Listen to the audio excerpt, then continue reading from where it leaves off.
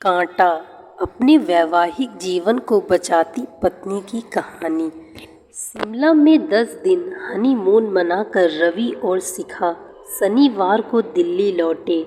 रविवार की सुबह ही शिखा ने घर के गेट के पास रवि को भावना से बातें करते हुए अपने बेडरूम की खिड़की से देखा। भावना की आंखों से आंसू बह रहे थे। रवि परेशान और उत्तेजित होकर उसे कुछ समय तक देखता रहा था। शिखा उनकी बातें तो नहीं सुन पाई, लेकिन पूरा दृश्य उसे अटपटा और बेचैन करने वाला था। करीब 10 मिनट बाद भावना को विदा करके रवि अपने कमरे में लौट आया। वह तनावग्रस्त था, यह बात शिखा की नज़रों से छिप नहीं सकी। अपने मन की बेचैनी के हाथों मजबूर होकर शिखा ने उससे पूछ ही लिया, बाहर भावना से क्या बातें कर रहे थे। उसे कुछ समझ आ रहा था। तुमने खिड़की से देखा हमें? रवि ने खिड़की में से बाहर झांकते हुए बेचैन स्वर में पूछा। हाँ। वह रो क्यों रही थी? शिखा उसके सामने आ खड़ी हुई। अरे, कई समस्याएं हैं उसकी ज़िंदगी में। पिता को गुजरे 5 साल हो गए, माँ बीमार रहती है, छोटी बहन और छोटे भाई को अपने पैरों पर खड़ा करने की जिम्मेदारी भी उसी के कंधों पर है। हमारी ही कॉलोनी में रहते हैं ये लोग। हाँ, हमारी लाइन में एक कोने का मकान उन्हीं का है। मम्मी की पक्की सहेली है भावना की माँ। आप क्या समझ रहे थे उसे? हौसला बंधा रहा था उसका। शिखा, तुम भी ध्यान रखना कि कभी उसका दिल ना दुखे। वह दिल की बहुत अच्छी है। रवि ने शिखा के गाल पर चुंबन अंकित किया और फिर नहाने चला गया। भावना से संबंधित सवालों का जवाब देते हुए रवि की परेशान मनोदशा को शिखा ने भांप लिया। इसी कारण भावना और रवि के संबंधों के बारे में और ज़्यादा जानने के लिए उसकी उत्सुकता बढ़ गई। उसकी 20 वर्षीय ननद रीता ने उसे जानकारी दी। भाभी, भावना रवि भैया की हम उम्र है और दोनों स्कूल में साथ साथ पढ़े हैं। भैया की अच्छी दोस्त है वह। शादी नहीं हुई उसकी? शिखा ने पूछा। शादी 4 साल पहले हुई थी, पिछले साल तलाक हो गया। तलाक क्यों हुआ? पति के साथ तालमेल नहीं बैठा। वह मारपीट भी करता था। तुम्हारे भैया के साथ कोई चक्कर तो नहीं है भावना का? शिखा के ओठों पर बेचैन मुस्कुराहट उभरी। कुछ पल सोच में डूबी रहने के बाद रीता ने गंभीर होकर जवाब दिया। भाभी, कोई गलत हरकत करते कभी नहीं पकड़े गए हैं दोनों। भैया उसकी सुनते बहुत हैं, उसकी चिंता भी बहुत करते हैं। हम सब तो आदी हो गए हैं। भावना के घर के लगभग हर मामले में भैया की दखल अंदाजी के पर आप उसे सहन नहीं कर सकोगी, इसका मुझे एहसास है। मैं वैसे तो बहुत शांत और सहनशील हूँ, पर अपना अहित होता देख चुप भी नहीं बैठती। अगर भावना के कारण मेरी विवाहित जिंदगी में कोई समस्या पैदा हुई तो उस कांटे को निकाल फेंकूंगी मैं। शिखा का आत्मविश्वास रीता को मुस्कराने पर मजबूर कर गया। रवि भावना को ज़रूरत से ज़्यादा महत्व देता है। यह बात कुछ ही दिनों में शिखा ने समझ ली। अपने यहाँ या फिर उसके घर जाकर वह लगभग रोज़ ही उससे मिलता। साथ साथ हंसते बोलते दोनों खूब प्रसन्न नजर आते। शिखा मन ही मन उससे जलने किसलने लगी। वह भावना के खिलाफ कुछ कह नहीं सकती थी, क्योंकि उनके व्यवहार में शिकायत का कोई कारण उसे नहीं मिला।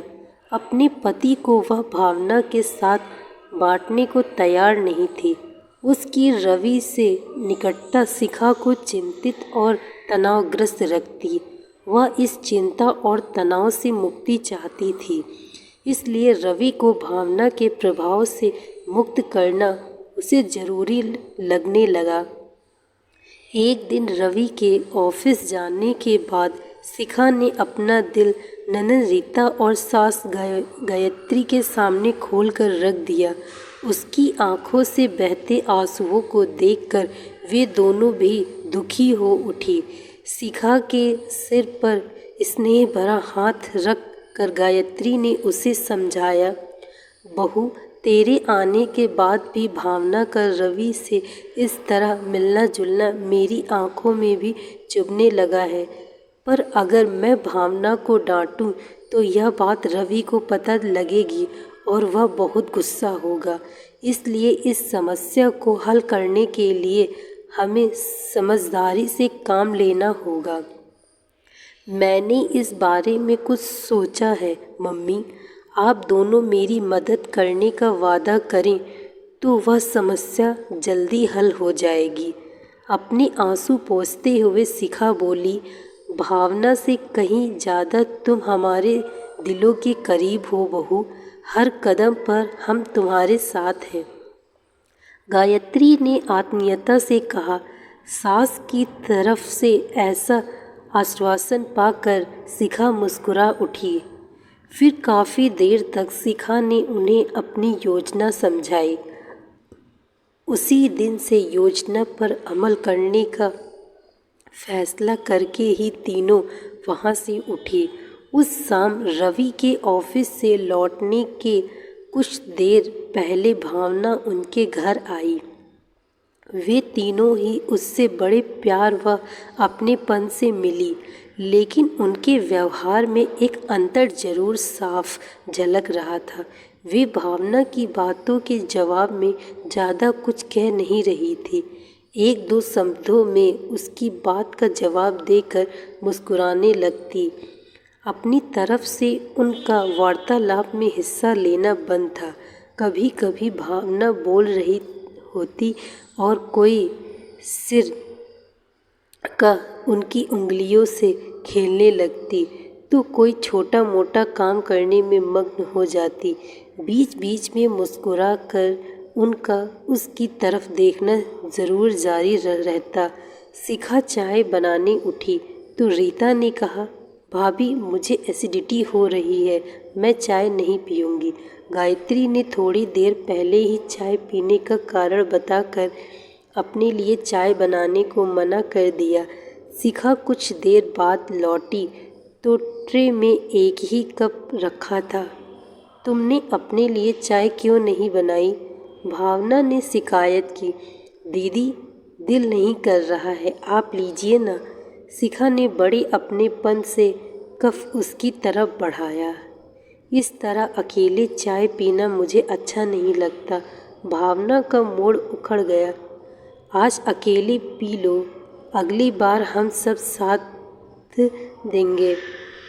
गायत्री ने उसे आश्वस्त किया। भावना रवि के आने तक उन तीनों से बोर होने लगी थी। फिर जब रवि आ गया तो उसके साथ साथ वे तीनों भी चहकने लगी। उस समय के उनके व्यवहार को देखकर कोई नहीं कह सकता था कि रवि की अनुपस्थिति में उनके मुंह से पूरा वाक्य भी कठिनाई से निकल रहा था। जब भावना अपने घर जाने लगी तब पहली बार शिखा ने रवि की उपस्थिति में उसके पैर छुए। अरे, यह क्या कर रही हो शिखा? इसकी कोई ज़रूरत नहीं है। वह हैरान हो उठी। भावना दीदी, आप मुझसे बड़ी हैं, मेरी शुभचिंतक हैं, मुझे आपका आशीर्वाद इसी तरह लेना चाहिए। उसकी बात सुनकर रवि और भावना दोनों ही प्रसन्न हो गए। रवि की अनुपस्थिति में वे तीनों भावना से बिल्कुल कटी कटी सी रहती, पर उनके चेहरों पर नकली मुस्कान अवश्य होती। रवि जब घर में होता तब हंसने बोलने में उनकी पूरी भागीदारी रहती। आखिरकार वही हुआ जिसकी इन्हें उम्मीद थी। रवि की अनुपस्थिति में भावना ने उनके यहाँ आना बंद कर दिया। भावना एक स्कूल में अध्यापिका थी। उसके सुबह स्कूल जाने के बाद अक्सर शिखा उसकी माँ शांता से मिलने जाने लगी। वह अधिकतर उनके साथ भावना के भविष्य को लेकर बातचीत करती। भावना की शादी हो जाए तो मैं निश्चिंत हो जाऊं। मैं खुद को भाग दौड़ कर नहीं सकती। फिर एक तलाकशुदा लड़की के लिए अच्छा रिश्ता आसानी से मिलता भी नहीं। एक दिन शिखा से अपनी परेशानी बयान करते हुए शांता का गला भर आया। अपने सब रिश्तेदारों के पास मुझसे चिट्ठियाँ लिखवा कर भेजिए। कहीं से अच्छा रिश्ता आता तो रवि के साथ आप लड़का देखने चली जाना। इस शुभ काम में हम सब आपके साथ हैं मौसी जी। इस प्रकार का हौसला दिलाने वाली बातें कहकर शिखा ने शांता का दिल जीत लिया। शिखा की सलाह पर शांता ने अपनी बेटी को चिट्ठियां भेजने वाली बात नहीं बताई। सप्ताह भर के अंदर शिखा ने 20 चिट्ठियां शांता की तरफ से लिखकर उनके रिश्तेदारों को भेज दी। इस बार रीता का जन्मदिन रविवार को पड़ा। नेहरू पार्क में जाकर पिकनिक मनाने का कार्यक्रम जब एक दिन पहले तय किया गया तब भावना की उपस्थित थी। लंच घर से तैयार करके ले जाना था। पहले ऐसे मौक़ों पर भावना रसोई के कामों में बढ़ चढ़कर हिस्सा लेती आई थी, लेकिन उस दिन उसे कुछ काम नहीं करने दिया। भावना बेटी, तू आराम से ड्राइंग रूम में बैठकर कर लेगी सारा काम। गायत्री हाथ पकड़कर उसे रसोई से बाहर ले जाने लगी। दीदी, आपके हाथों के बने आलू गोभी के पराठे खूब खाए हैं हमने। अब सिर्फ शिखा भाभी के हाथों के बने पराठों का स्वाद चखेंगे हम तो। रीता की आवाज़ में जिद के भाव उभरे। दीदी, एक तो जिसका जन्मदिन है हमें उसकी इच्छा माननी ही पड़ेगी। दूसरे, आप हमारे मेहमान हैं, आपको रसोई के कामों में लगाना गलत होगा। शिखा ने बड़े आदर से अपनी बात कही। यह तो तुम गलत कह रही हो शिखा। भावना नाराज़ सी नज़र आई। फिर उसने घूमकर गायत्री से बड़े अपनेपन से पूछा, मौसी जी, मैं आपके घर में मेहमान हूँ या यह घर मेरा भी है? घर तो तेरा वह होगा बेटी जहाँ तेरी शादी होगी। हम तो चाहते हैं वह दिन जल्दी आए जब तेरी गृहस्थी फिर से बसे। मेरे और भावना के लिए चाय भिजवा दे बहू। शिखा को आदेश देकर गायत्री भावना के साथ रसोई से बाहर निकल गई। किसी के प्रभुत्व को कम करने का एक तरीका यह भी है कि उसे कोई जिम्मेदारी ही न सौंपी जाए। उस दिन भावना ने अपने को बड़ा अलग थलग सा महसूस किया। वह किसी पर नाराज़गी भी नहीं जता सकी क्योंकि सतही तौर पर सबका व्यवहार उसके साथ बिल्कुल ठीक था, लेकिन अपने को बेचैन और बुझ सा महसूस करती रही। वह रवि से हंसना बोलना भी उसका मूड सुधार नहीं सका। नेहरू पार्क पहुंचने के बाद भी स्थिति नहीं बदली। भावना ने उन तीनों के साथ हंसने बोलने की कोशिश की, लेकिन बदले में उनकी बेजान सी मुस्कुराहटों के अलावा उसके हिस्से में कुछ नहीं आया। रीता ने शिखा के साथ कुछ देर बैडमिंटन खेला। जब भावना ने रीता के साथ खेलने की इच्छा प्रकट की तो उसने टका सा जवाब दिया, मैं थक गई हूँ दीदी, आप भाभी के साथ खेलो। मुझे तो बड़े जोर की भूख लगी है। अब खेलना कूदना पेट पूजा के बाद होगा।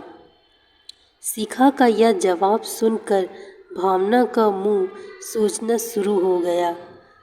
पास बैठे रवि ने अपनी पत्नी और बहन को गुस्से से घूरा। फिर भावना का हाथ पकड़कर उसे उठाते हुए बोला, ये दोनों बेकार खिलाड़ी हैं, तुम मेरे साथ खेलो। वे दोनों बैडमिंटन खेलने लगे। शिखा चाय नाश्ता की तैयारी में जुट गई। कुछ देर बाद गायत्री ने आवाज़ देकर उन्हें बुलाया। उनके बैठ जाने के बाद रीता ने अपने भैया को चाय का कप पकड़ाया और फिर खुद नाश्ते का आनंद लेने लगी। मुझे भी चाय दो, खुद को अपमानित सा महसूस करती भावना बोली।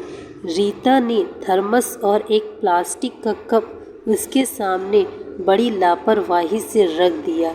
सबको चाय कप में डालकर तुमने ही दी है, मुझसे क्या दुश्मनी है तुम्हारी? भावना का गुस्सा भड़क उठा। दुश्मनी वाली क्या बात है इसमें? मैं नहीं डाल रही हूँ तो आप खुद डाल लो। रीता ने अपनी आवाज़ की मिठास या मुस्कान नहीं खोई। रीता, रवि ने अपनी बहन को गुस्से में घूरा। तुम्हारी गलत हरकतें मैं बहुत देर से नोट कर रहा हूँ। तुम भावना से ठीक ढंग से पेश क्यों नहीं आ रही हो? मैंने क्या गलत व्यवहार किया है आपके साथ दीदी? माथे पर बल डालकर रीता ने भावना से पूछा तो रवि का गुस्सा और बढ़ गया। मेरी जानकारी में है तुम सबकी गलत हरकतें। तुम सब भावना के साथ बदतमीजी से पेश आ रही हो। छोटे बड़े का अंतर भूलकर उसका अनादर करती हो। यह क्या कह रहे हैं आप? क्या भावना दीदी ने आपसे हमारी कुछ शिकायत की है? रीता का हाथ अपने हाथों में लेकर शिखा ने रवि से परेशान लहजे में पूछा। शिकायत नहीं की है उसने, पर तुम दोनों के व्यवहार में आए बदलाव को मेरी जानकारी में ज़रूर लाई है। वह अगर तुम दोनों आइंदा उसके साथ सही ढंग से पेश नहीं आई तो मुझसे बुरा कोई न होगा। रवि ने धमकी दी।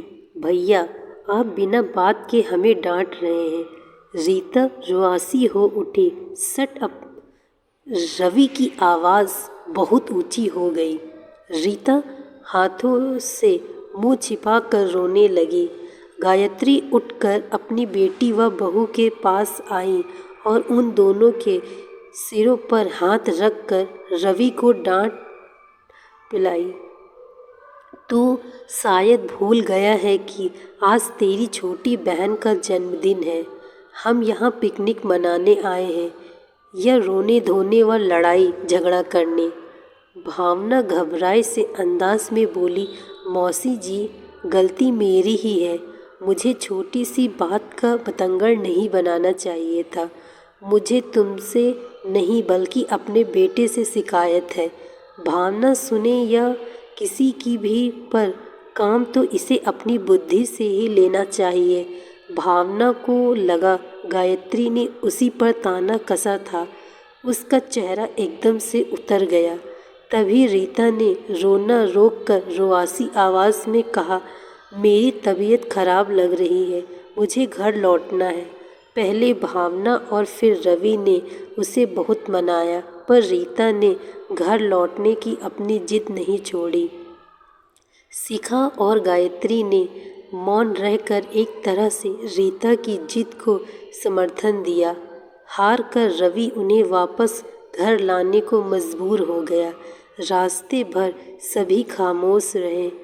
उस दिन भावना को साफ तौर पर यह महसूस हो गया कि रीता, शिखा और गायत्री एक होकर उसका विरोध कर रही हैं और उनके घर में उसका स्वागत होना बंद हो चुका है। भावना ने रवि के घर आना बंद कर दिया। रवि ने समझाया तो बोली, बिना कारण तुम्हारे घर वालों ने मेरा अपमान करना शुरू कर दिया। तुम मुझसे मिलने मेरे घर आया करो। जब तक रीता और शिखा मुझसे माफ़ी नहीं मांगती, मैं तुम्हारे यहाँ नहीं आऊँगी। रवि ने यह बात रीता और शिखा को बताई तो उन्होंने माफ़ी मांगने से साफ इनकार कर दिया। गायत्री ने उनका पक्ष लेते हुए रवि को डांटा। आज तक रीता और भावना ने नहीं कहा। उसे अपमानित करने वाली एक बात बता दे तो उसके पैरों पर नाक रगड़ लेंगी। ये दोनों अपने अहम की संतुष्टि के लिए वह अगर इनसे माफ़ी मंगवाना चाहती है तो यह नहीं होगा। अपने को अपमानित करने वाली कोई घटना भावना बता नहीं सकी। रवि अपनी पत्नी और बहन पर माफ़ी मांगने के लिए कोई दबाव तो नहीं डाल सका, पर उनसे नाराज़ होकर चुपचाप सा जरूर रहने लगा। कुछ दिनों बाद शिखा ने गायत्री से भावना की माँ से मिलने जाने की इजाज़त मांगी तो उन्होंने चौंक कर पूछा, उसका आना जाना हमारे यहाँ बंद हो चुका है, फिर किस लिए भावना के घर वालों से संबंध रखना चाहती हो? मम्मी, वह कांटा तो फिलहाल निकाल फेंका है हमने, पर उसका जख्म अभी भी टीस रहा है। मैं नहीं चाहती कि घाव और फैले और हम सबको दुखी करता रहे। इस समस्या को स्थायी रूप से हल करने के लिए मैं मौसी से मिलने जाती रहूँगी। भावना की माँ शांता उसे घर आया देख खुश होकर बोली, कई दिनों से तेरा इंतज़ार कर रही थी मैं। तूने जो चिट्ठियाँ लिखी थी उनके जवाब में भावना के लिए 2 रिश्ते आए हैं। यह सुनकर शिखा को खुशी हुई, क्योंकि कुछ ऐसा ही समाचार सुनने की कामना लेकर वह उनसे मिलने आई थी। काफ़ी देर तक वे दोनों उन लड़कों के बारे में चर्चा करती रहीं जिनके रिश्ते आए थे। आपने भावना दीदी को इन लड़कों के बारे में बताया? शिखा ने बड़े गौर से शांता के चेहरे की तरफ देखते हुए पूछा। शांता उदास होकर बोली, बताया तो था, पर उसने जरा भी दिलचस्पी नहीं दिखाई। आजकल तो न जाने क्यों बहुत चिड़चिड़ी और उखड़ी उखड़ी सी नज़र आती है भावना। आप फिक्र ना करें, मैं समझाऊंगी उसे, शिखा ने दिलासा दिया। अगर तुम उसे देखने दिखाने के लिए राजी कर सको तो तुम्हारा यह एहसान मैं कभी।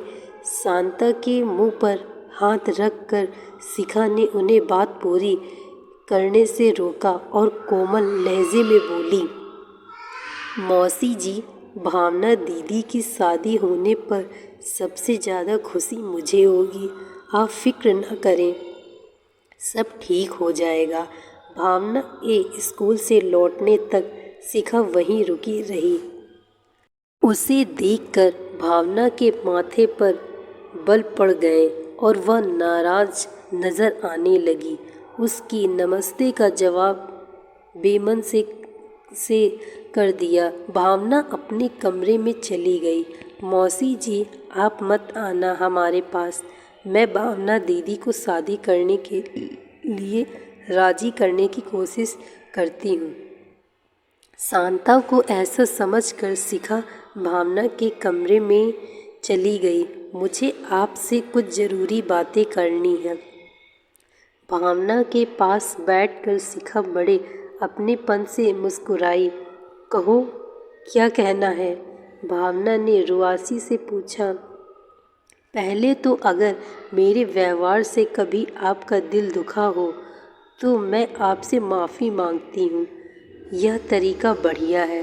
पहले घर आए इंसान की बेइज्जती करो और बाद में आराम से माफ़ी मांग लो। भावना ने ताना कसा। भावना दीदी, आप इस तरह नाराज़ ना हो। मैं सचमुच आपका बहुत आदर करती हूँ और आपकी शुभचिंतक भी हूँ। आज आपको एक गोपनीय बात बताने आई हूँ मैं। कैसी गोपनीय बात? भावना की दिलचस्पी जागी। मेरी बड़ी बहन सपना की शादी 5 साल पहले हुई थी। तब मेरी उम्र ज़्यादा नहीं थी और समझदार भी कम थी। मेरे जीजा जी बड़े हंसमुख और स्मार्ट हैं।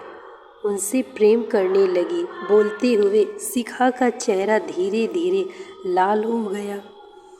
फिर क्या हुआ? तुम्हारी दीदी और तुम्हारे जीजा जी की क्या प्रतिक्रिया रही?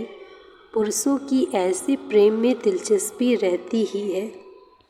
भावना दीदी, जीजा जी को वो मुझसे प्रेम संबंध बनाए रखने में कोई ऐतराज़ न था।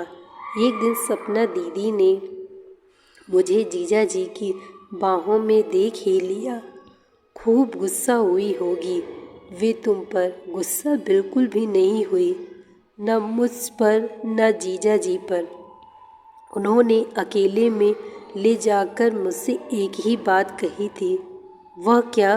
उन्होंने मुझसे प्यार भरे स्वर में कहा, देख शिखा, एक दिन तेरी जिंदगी में भी कोई पुरुष आएगा। वह सिर्फ तेरा होगा, सिर्फ तुझे प्रेम करेगा, सिर्फ तुझसे प्रेम पाएगा। हमें ऐसे पुरुष से दिल का संबंध नहीं बनाना चाहिए जो पिया किसी और पति किसी का हो। ऐसे व्यक्ति से प्रेम करना कभी सुख शांति और संतोष नहीं दे सकता। मैं आपसे उम्र में छोटी हूँ भावना दीदी। सपना दीदी की बात उस कम उम्र में भी मेरी समझ में आ गई थी। अगर आपको भी लगे कि हर औरत को ऐसे जीवन साथी का संदिग्ध पाने की इच्छा रखनी चाहिए तो सिर्फ उसका हो, तब आप अपनी मम्मी की सलाह मानकर शादी के लिए हाँ कह दो। जो रिश्ते आ रहे हैं उनमें दिलचस्पी लेकर जल्दी ही अपने जीवन साथी का चुनाव कर लो। ऐसा करके आप सुखी भी रहेंगी और समाज में आपका मान सम्मान भी बढ़ेगा। अपने मन की बात शांत व कोमल स्वर में कहकर शिखा खामोश हो गई। आरंभ में भावना को शिखा की बातों पर गुस्सा आया था, फिर उसने ध्यान से सुनना शुरू किया। बात खत्म होने के बाद वह देर तक सोच विचार में डूबी बैठी रही। तुम ठीक ही कह रही हो शिखा, कुछ बातों में साझापन चल नहीं सकता। भावना ने गहरी सांस छोड़ी। मैं तुम्हारा इशारा समझ गई हूँ। अपनी ज़िंदगी को सही राह पर चलाने की दिल से कोशिश करूँगी मैं। थैंक यू भावना दीदी। अब मैं चलती हूँ। अपनी शादी का शुभ समाचार देने आप जल्दी मेरे घर आओ, ऐसी कामना मैं करती रहूँगी।